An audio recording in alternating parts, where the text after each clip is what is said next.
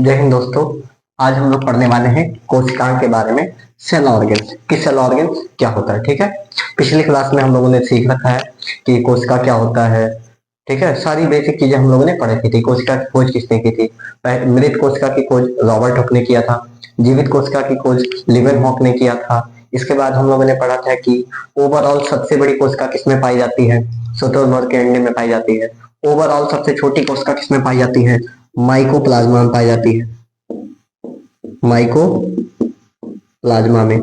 और इसके बाद हमने पढ़ा था कि मानव में सबसे बड़ी कोशिका ओवम में पाई जाती है। मानव में सबसे छोटी कोशिका स्पर्म में पाई जाती है। तो पिछली क्लासेस में हम लोगों ने बेसिक बेसिक चीजें पढ़ रखी थी। ठीक, और हम लोगों ने पढ़ रखा था कि प्लांट सेल और एनिमल सेल दोनों के बीच में जो डिफरेंस थे उसको हम लोगों ने पढ़ रखा था। ठीक, आज हम लोग जानेंगे कि जो सेल होता है, सेल के अंदर बहुत सारी चीजें होती हैं। जैसे मान लीजिए सेल है, ठीक, अभी सेल के अंदर बहुत सारी चीजें होंगी। माइटोकॉन्ड्रिया होगा, ठीक, गोल्गी काई होगा, लाइसोसोम होगा, सेंट्रोसोम होगा, ठीक है, एंडोप्लाज्मिक रेटिकुलम होगा, वैक्यूल होगा, न्यूक्लियस होगा। ठीक है, वैक्यूल होगा, न्यूक्लियस होगा, बहुत सारी चीजें उपस्थित होंगी इसके अंदर। राइबोसोम होगा। ठीक, तो ये जो सारी चीजें सेल के अंदर उपस्थित है इसको बोलते हैं कोशिका। इसको क्या बोलते हैं? कोशिका। क्या क्या पढ़ना है? सेल वॉल पढ़ना है, सेल मेम्ब्रेन पढ़ना है, ठीक है, प्रोटोप्लाज्म पढ़ना है, माइटोकांड्रिया पढ़ना है, वैक्यूल्स पढ़ना है, रिक्टिकाएं, न्यूक्लियस के बारे में पढ़ना है, एंडोप्लाज्मिक रेटिकुलम के बारे में, इसको हिंदी में बोलते हैं अंतःप्रद्रव्यी जालिका। इसके बाद गोल्गी काय के बारे में पढ़ना है, लाइसोसोम के बारे में पढ़ना है, कारक काय के बारे में पढ़ना है, लवक के बारे में पढ़ना है, और भी चीजें पढ़नी है हम लोगों को जो कि आगे सीखते हुए चलेंगे। ठीक है, चलिए पहले तो अभी इसमें एक टॉपिक क्लियर कर लेते हैं कि डिफ्यूजन क्या होता है और ऑस्मोसिस क्या होता है। ठीक, चलिए डिफ्यूजन को हिंदी में बोलते हैं विसरण, इसको बोलते हैं विसरण, और ऑस्मोसिस को बोलते हैं परासरण, इसको बोलते हैं परासरण। ठीक, तो समझते हैं कि डिफ्यूजन क्या है और ऑस्मोसिस क्या है। जैसे आप लोग कभी धूप बत्ती, अगरबत्ती ये सब सुलगाए होंगे। जब आप धूप बत्ती जलाते हैं तो उसको क्या होता है? उसका जो स्प्रे होता है ना, मतलब उसका जो महक होता है वो पहले आपके पास ही रहता है, फिर धीरे धीरे वो पूरे कमरे में फैल जाता है। धीरे धीरे पूरे कमरे में क्या हो जाता है? फैल जाता है।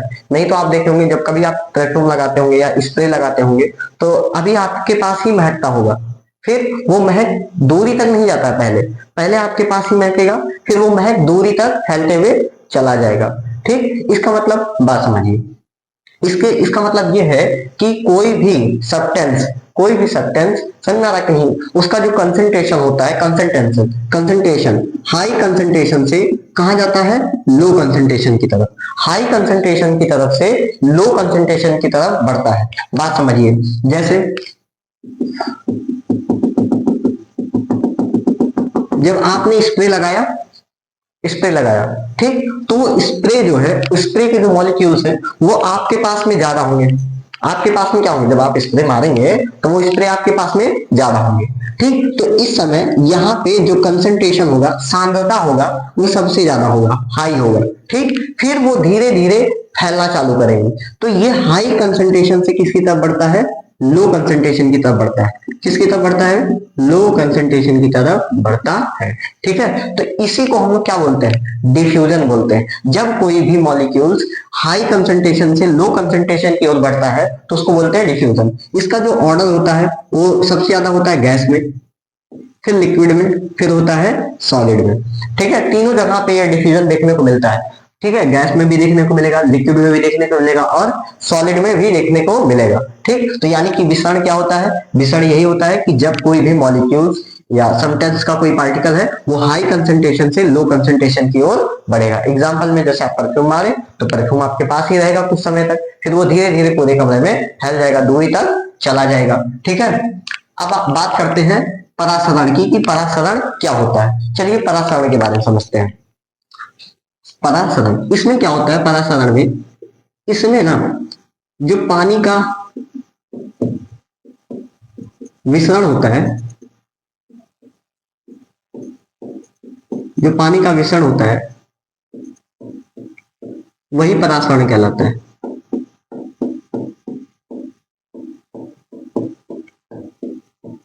वही क्या कहलाता है? परासरण कहलाता है। ठीक, चलिए अब समझते हैं है क्या ये। देखिए ऑस्मोसिस परासरण इसको हिंदी में बोलते हैं। जहां कहीं पे भी आपको वाटर का डिफ्यूजन देखने को मिलेगा, किसका डिफ्यूजन, वाटर का, तो वहां पे ऑटोमेटिक समझ जाइएगा कि वो क्या बता रहा है, परासरण को बता रहा है। किसको बता रहा है, परासरण को। बात समझिए, जैसे मान लीजिए कमरा है, एक क्या है, कमरा। एक मान लीजिए ऐसे कमरा है, ठीक है। इस कमरे में मैंने क्या कर दिया, एक बाउंड्री बना दिया। एक कमरे में मैंने क्या बना दिया, बाउंड्री। अब मान लेते हैं कि यहाँ पे 8 लड़के थे और 4 लड़कियां थी। यहाँ पे मैंने मान लिया कि 8 लड़के थे और कितनी लड़कियां थी, 4 लड़कियां थी। ठीक है, अब हम लोग मान लेते हैं कि 15 लड़के थे और 3 लड़कियां थी। 15 लड़के थे और 3 लड़कियां थी। अब जब आप इसका रेशियो निकालेंगे तो 4 एक 4, 4 दूनी 8। ठीक, इसको काट करेंगे, 3 1 3, 3 5 15। यानी कि जो यहाँ रेशियो निकल के आ रहा है वो 1:2 निकल के आ रहा है। यहाँ जो रेशियो निकल के आ रहा है 1:5। अब क्या है कि रेशियो तो बराबर है नहीं, तो हो सकता है कि यहाँ से बॉयज को यहाँ भेज दें, या तो यहाँ से गर्ल्स को यहाँ भेज दें। यहाँ तो बॉयज को यहाँ से यहाँ भेज दिया जाए, या तो गर्ल्स को यहाँ से यहाँ भेज दिया जाए। लेकिन अब ये एक कंडीशन यहाँ पे रख दी जाए कि बॉयज नहीं जाएंगे, केवल कौन जाएंगे, गर्ल जाएंगे। तो ऐसे कंडीशन में क्या हो रहा है कि यहाँ केवल गर्ल ही जा रही है, केवल कौन जा रहा है, गर्ल। तो ऐसे भी हम लोगों ने डिफ्यूजन पढ़ा कि डिफ्यूजन में क्या होता है कि हाई कंसंट्रेशन से लो कंसंट्रेशन की ओर बढ़ना, पार्टिकल का हाई कंसंट्रेशन से लो कंसंट्रेशन की ओर बढ़ना डिफ्यूजन कहलाता है। क्या कहलाता है, डिफ्यूजन। तो ऐसे ही यहाँ पे एक क्या हो रहा है कि डिफ्यूजन की हो रहा है, एक तरफ से दूसरी तरफ जाने की बात कर रही है, लेकिन यहाँ पे कंडीशन रख दिया गया है। कंडीशन क्या रख दिया गया, केवल लड़कियां ही जाएंगी। तो ऐसे जब कभी भी कंडीशन रख दिया जाए कि केवल वाटर का डिफ्यूजन होगा, केवल वाटर का डिफ्यूजन होगा, तो वो क्या कहलाएगा, ऑस्मोसिस कहलाएगा।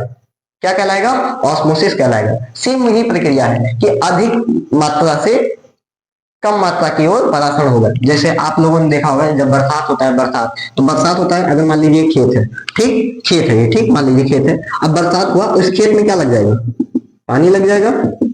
और यहाँ कोई बढ़िया सा पेड़ वेड़ होगा, यहाँ से कोई बढ़िया से क्या होगा, पेड़ होगा। अब मान लीजिए कि यहाँ पानी लग गया, क्या लग गया, पानी। अब यहाँ पे पानी की मात्रा क्या है, ज्यादा है। यहाँ पे पानी की मात्रा क्या है, ज्यादा है, यानी कि कंसंट्रेशन ज्यादा है, सांद्रता ज्यादा है। लेकिन एक चीज बताओ, जमीन के अंदर पानी की मात्रा क्या है, पानी की मात्रा क्या है, कम है। तो अब ऑफकोर्स आपको देखने को मिलेगा कि जो पानी है ना, पानी वो कहां से कहां जाएगा, ऊपर से नीचे की ओर जाएगा। तो यहाँ पे जो पानी का अधिक मात्रा से कम मात्रा की ओर डिफ्यूजन हो रहा है, उसको क्या बोलेंगे, ऑस्मोसिस बोलेंगे। क्या बोलेंगे, ऑस्मोसिस बोलेंगे। अब हम लोग समझते हैं सेल वॉल, कोशिका भित्ति के बारे में। ठीक, कोशिका भित्ति क्या होता है, जो पौधे होते हैं, पेड़ पौधों का जो बाहरी मृत भाग होता है वो कोशिका भित्ति कहलाता है, आउटर डेड पार्ट। जो पेड़ होता है, पेड़, उसका जो आउटर डेड पार्ट होता है उसको बोलते हैं कोशिका भित्ति। ठीक, उसको क्या बोलते हैं, कोशिका भित्ति। हम लोगों ने पढ़ रखा था एनिमल सेल,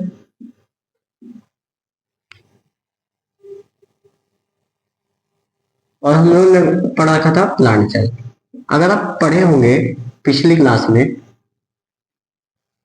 इसमें केवल एक झिल्ली पाई गई थी, एक लेयर पाया गया था। इसमें क्या था, 2 लेयर पाया गया था। ये बाहर वाला लेयर क्या था भाई, ये बाहर वाला लेयर था सेल मेम्ब्रेन। ठीक, इसमें भी ये बाहर वाला लेयर क्या था, सेल मेम्ब्रेन। अंदर वाला क्या था, सेल वॉल। यानी कि जो कोशिका भित्ति होता है, सेल वॉल जो होता है, वो एनिमल सेल में नहीं पाया जाता है। ठीक है, जंतु कोशिका में, एनिमल सेल में सेल वॉल नहीं पाया जाता है।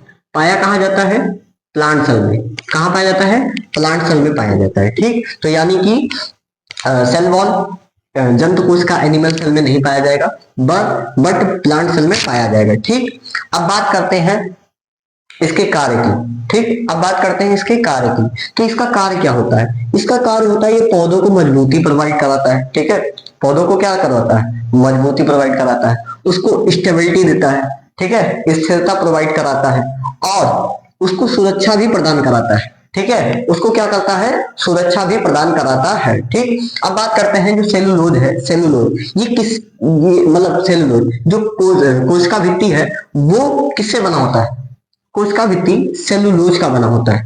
ठीक है, कोशिका भित्ति किसका बना होता है, सेलुलोज का बना होता है। सेलुलोज जो है उस सबका उसका जो सबसे शुद्धतम रूप है वो क्या है, कपास।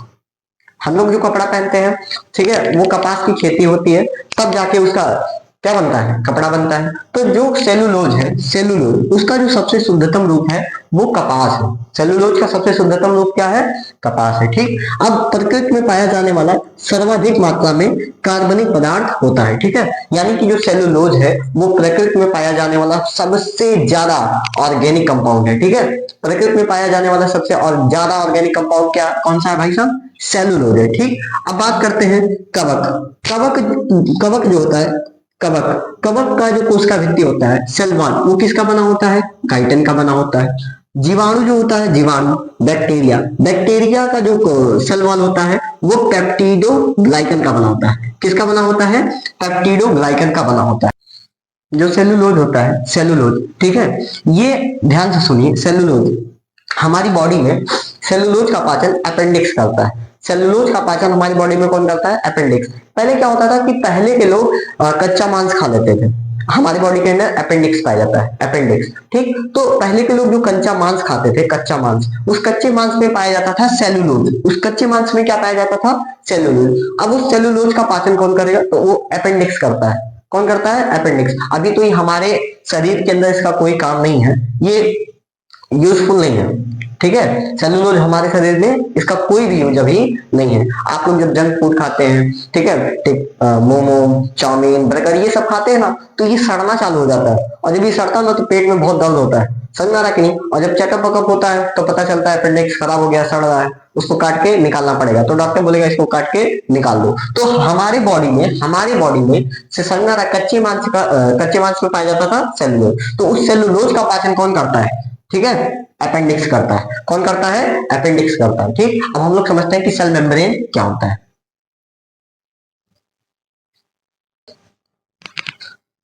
अब हम लोग समझते हैं कोशिका झिल्ली के बारे में कि कोशिका झिल्ली क्या होता है। ठीक, चलिए सेल मेम्ब्रेन के बारे में पढ़ते हैं। सेल मेम्ब्रेन, इसको प्लाज्मा झिल्ली भी बोलते हैं, या कहीं कहीं आपको प्लाज्मोलेमा देखने को मिल जाएगा। तो आप चाहे प्लाज्मा झिल्ली बोलो, चाहे कोशिका झिल्ली बोलो। ठीक है, देखो ये एनिमल सेल में भी पाया जाता है और प्लांट सेल दोनों में पाया जाता है। पादप कोशिका में भी पाया जाएगा और जंतु कोशिका में भी पाया जाएगा। ठीक, ये ना प्रोटीन और फास्फोलिपिड का बना होता है। कोशिका झिल्ली किसका बना होता है, प्रोटीन, फास्फोलिपिड का, इन दो चीज का बना होता है। ठीक, ये ध्यान से सुनिए, जो कोशिका झिल्ली है ना वो हमारे शरीर का बॉडीगार्ड है। कोशिका झिल्ली हमारे शरीर का क्या है, बॉडीगार्ड। जैसे ध्यान से सुनिए, आप जब घर में घुसते हैं ना तो घुसने के लिए एक दरवाजा होना चाहिए, आप घुस जाएंगे। निकलने के लिए क्या होना चाहिए, दरवाजा। बाहर कौन बैठा रहता है, एक, आपके घर पे कोई संग ना रखे नहीं, मतलब एक बाहर कौन बैठना चाहिए, एक बॉडीगार्ड बैठना चाहिए कि नहीं, देखे कौन जा रहा है कौन नहीं जा रहा है। तो ध्यान से सुनिए, ऐसे हमारे शरीर में पाई जाती है कोशिका। तो कोशिका में संग ना रखे नहीं, कोशिका में जो कोशिका झिल्ली होता है वो बॉडीगार्ड की तरह काम करता है। किसकी तरह काम करता है, बॉडीगार्ड। अभी बॉडीगार्ड की तरह कैसे काम करता है, ध्यान सुनो। अगर कोशिका है, कोशिका से कुछ बाहर निकालना है या कोशिका के अंदर कुछ डालना है तो एक दरवाजा होना चाहिए। जैसे आपको घर में जाना है, घर से निकलना है तो एक दरवाजा होना चाहिए। ठीक, तो ऐसे कोशिका में से अगर कुछ बाहर निकालना है, कोशिका में कुछ डालना है, उसके लिए दरवाजा होना चाहिए, नहीं कि वो दरवाजा क्या है, कोशिका झिल्ली है। ठीक, आप ध्यान से सुनिए, ये बॉडीगार्ड की तरह काम करता है। किसकी तरह काम करता है, बॉडीगार्ड। मतलब ध्यान से सुनो, ये ना उन्हीं लोग को एंट्री देगा जिसकी जरूरत होगी, समझ रहा कि नहीं। यानी कि जो सेल मेम्ब्रेन है, सेल मेम्ब्रेन ये सेल में उसी चीज को एंट्री करने देता है जिसको उसकी जरूरत है। ठीक, जैसे वाटर, एग्जांपल में लिख देता हूं, वाटर। ठीक, जल।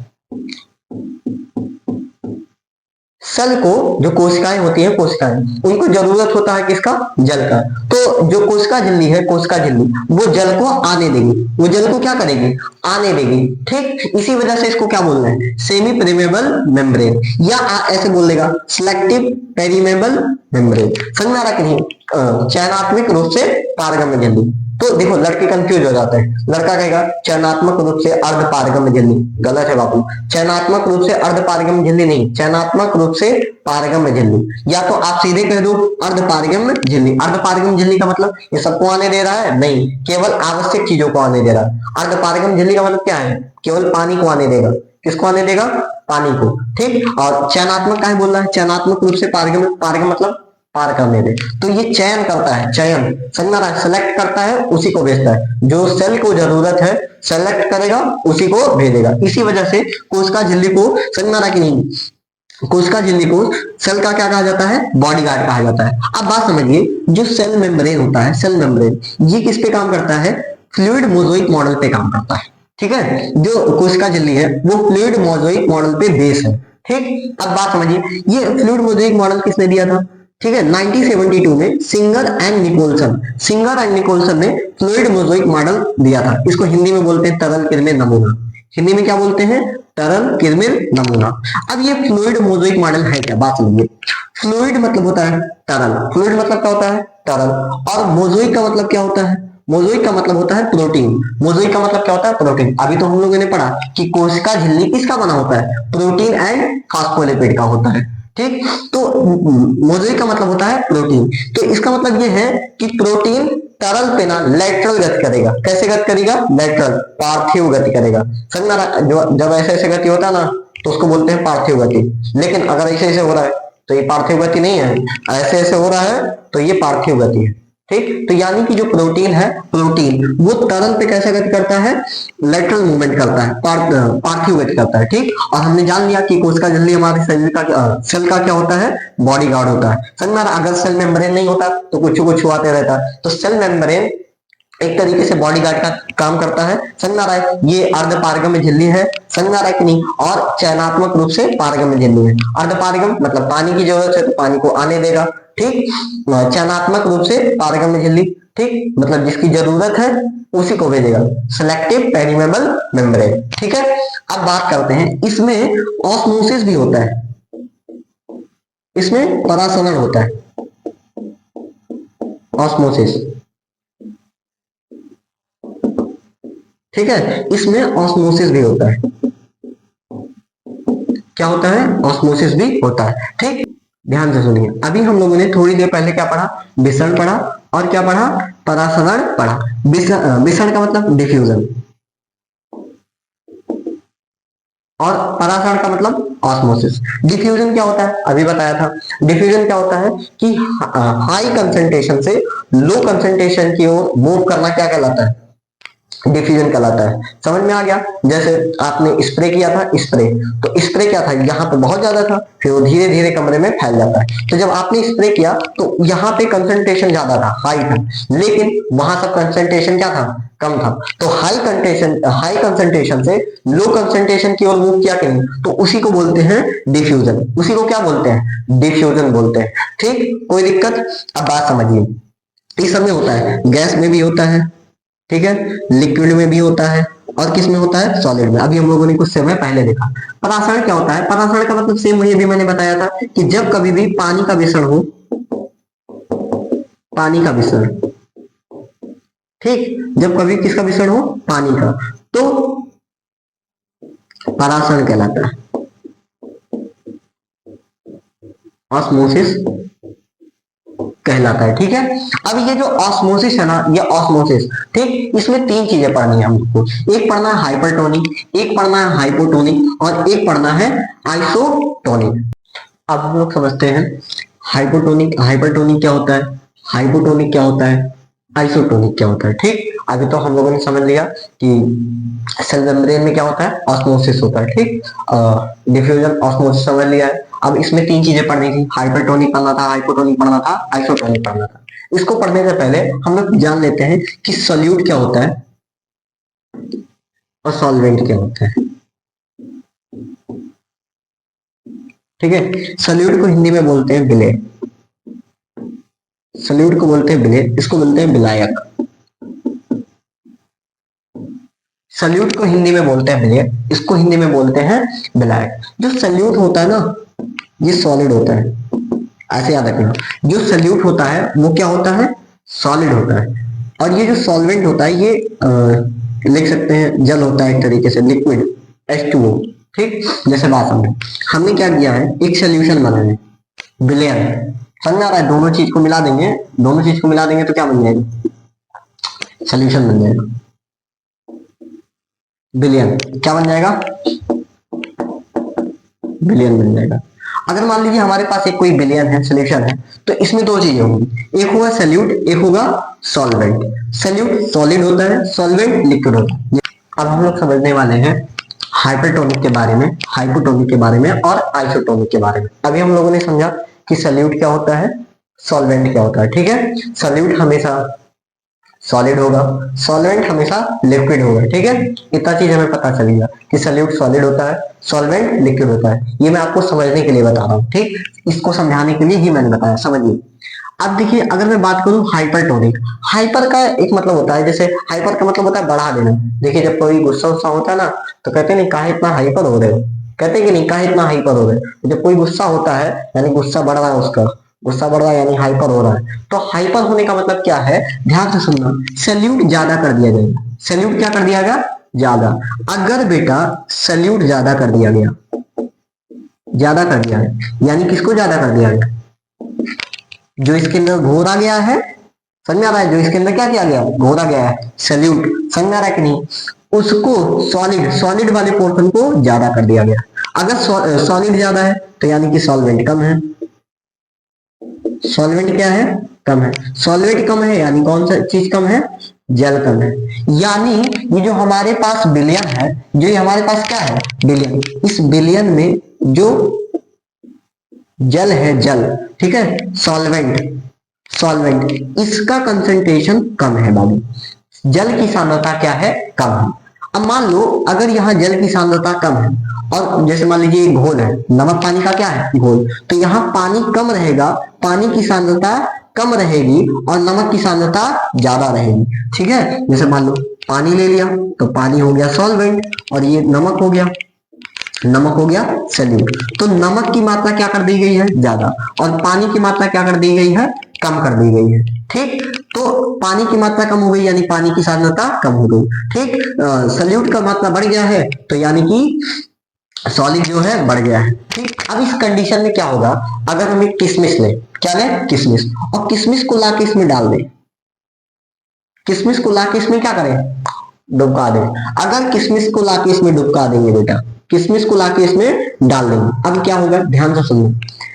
इस विलयन के अंदर पानी की सांद्रता कम थी, लेकिन जो हमने क्या लाया है, किशमिश, यहां पे इस किशमिश के अंदर पानी की मात्रा ज्यादा होगी, इस किशमिश के अंदर पानी की मात्रा ज्यादा होगी, इस किशमिश के अंदर क्या होगा, पानी की मात्रा ज्यादा होगी। अब अभी हम लोगों ने पढ़ा था कि जो ऑस्मोसिस होता है, ठीक है, क्या होता है, ऑस्मोसिस,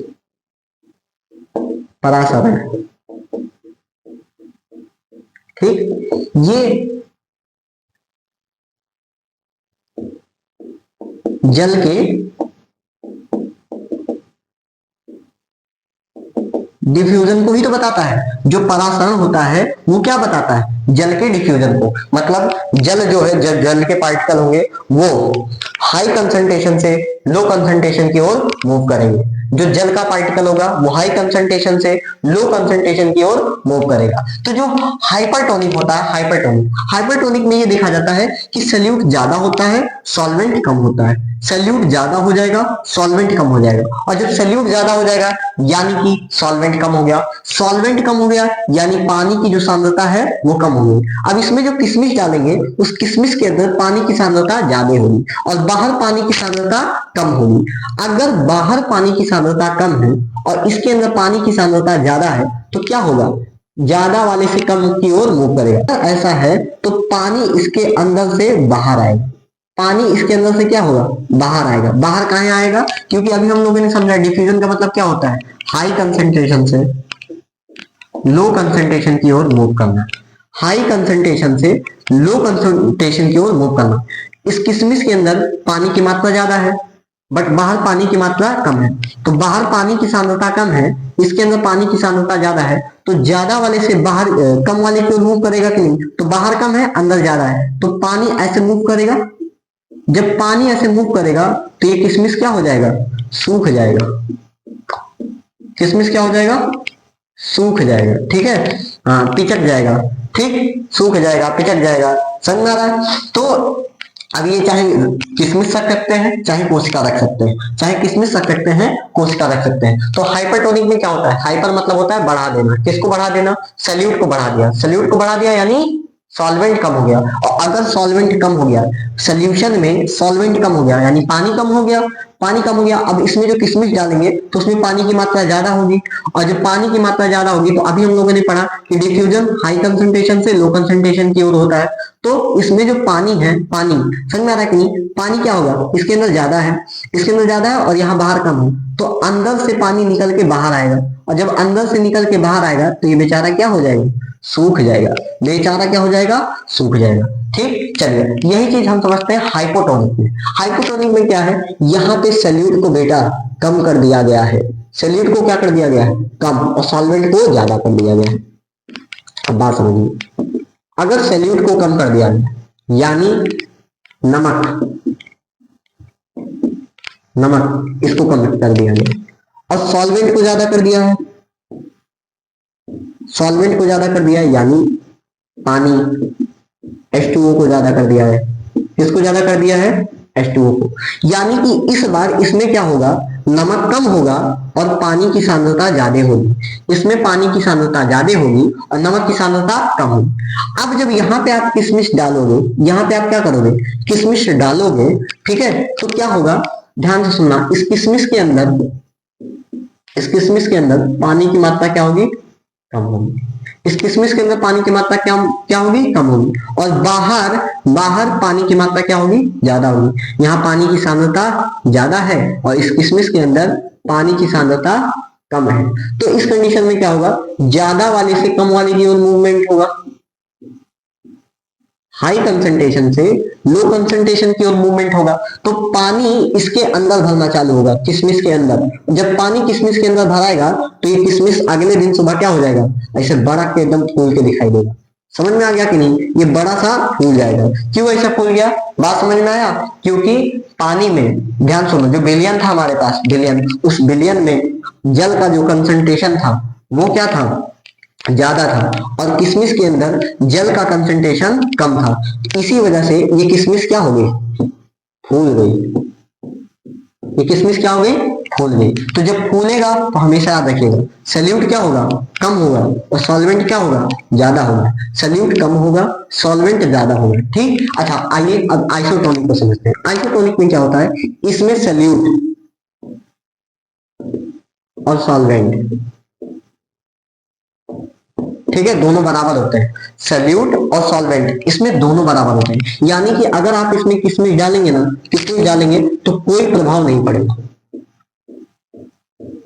इस पे कोई प्रभाव पड़ेगा, कोई प्रभाव नहीं पड़ेगा। ठीक, तो यानी कि हमें इतना समझ में आ गया कि ऑस्मोसिस क्या होता है, ऑस्मोसिस होता है जल का डिफ्यूजन। जब पानी का परासरण होता है हाई कंसंट्रेशन से लो कंसंट्रेशन की ओर, जब पानी का क्या होता है, विसरण, हाई कंसंट्रेशन से लो कंसंट्रेशन की ओर, तो उसको बोलते हैं परासरण। जैसे उसमें तीन चीजें हम लोगों ने देखी, हाइपरटोनिक। हाइपरटोनिक में क्या होता है, हाइपरटोनिक मतलब हाइपर, बढ़ा दिया जाएगा। हाइपर मतलब क्या होगा, बढ़ा देगा। जब हाइपर मतलब बढ़ा दिया यानी सल्यूट बढ़ा दिया।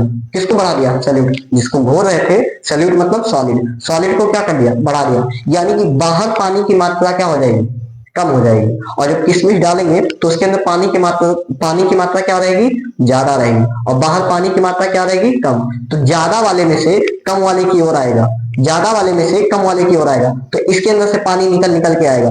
जब इसके अंदर से पानी निकल के आएगा तो क्या होगा, ये जो किशमिश है, सेल है, कोशिका, ये सूख जाएगी। ये क्या हो जाएगी, सूख जाएगी। बट यहाँ पे हाइपो में क्या था, हाइपो में सल्यूट को कम कर दिया और सॉल्वेंट को ज्यादा कर दिया। यानी बाहर पानी की मात्रा क्या है, ज्यादा है, और किशमिश डाल रहे हैं पानी की मात्रा कम है। अगर बाहर पानी की मात्रा ज्यादा है और किशमिश में पानी की मात्रा कम है तो ज्यादा वाले से कम वाले की ओर मूव होगा। तो बाहर ज्यादा था, इसमें कम था। अब पानी इसके अंदर भराना चालू होगा, जब पानी इसके अंदर भराना चालू होगा तो ये बेचारा क्या हो जाएगा, फूल जाएगा। ये बेचारा क्या हो जाएगा, फूल जाएगा। और इसमें तो भाई दोनों बराबर है, इसमें दोनों बराबर हैं, तो ऐसे याद रख लेना। आइसो का मतलब बराबर, तो बराबर बराबर कोई प्रभाव पड़ेगा नहीं। हाइपर का मतलब, हाइपर मतलब क्या होता है, बढ़ा देना। हाइपर का मतलब क्या होता है, बढ़ा देना। और जब किसी चीज को बढ़ा दिया जाएगा तो सुसुक जाएगा, किसी चीज को बढ़ा दिया जाएगा तो क्या हो जाएगा, सुसुक जाएगा। ऐसे याद कर लीजिएगा। हाइपर बढ़ा दिया यानी सैल्यूट बढ़ा दिया, सैल्यूट बढ़ा दिया तो बाहर पानी की मात्रा कम हो गई और इधर पानी की मात्रा ज्यादा हो गई, तो पानी निकल निकल के सब आएगा, और जब निकल के आएगा तो ये बेचारा सूख जाएगा। ठीक, और इधर क्या होगा, हाइपोटोनिक। हाइपो में क्या होगा, समझ में आ रहा है कि नहीं, इसमें फूल जाएगा। हाइपो समझ में आ रहा है कि नहीं, हाइपो, हाइपो मतलब हाइप हो जाएगा, फूल जाएगा। तब समझ में आ गया कि नहीं, तो हाइपरटोनिक, हाइपोटोनिक और आइसोटोनिक समझ गए होंगे।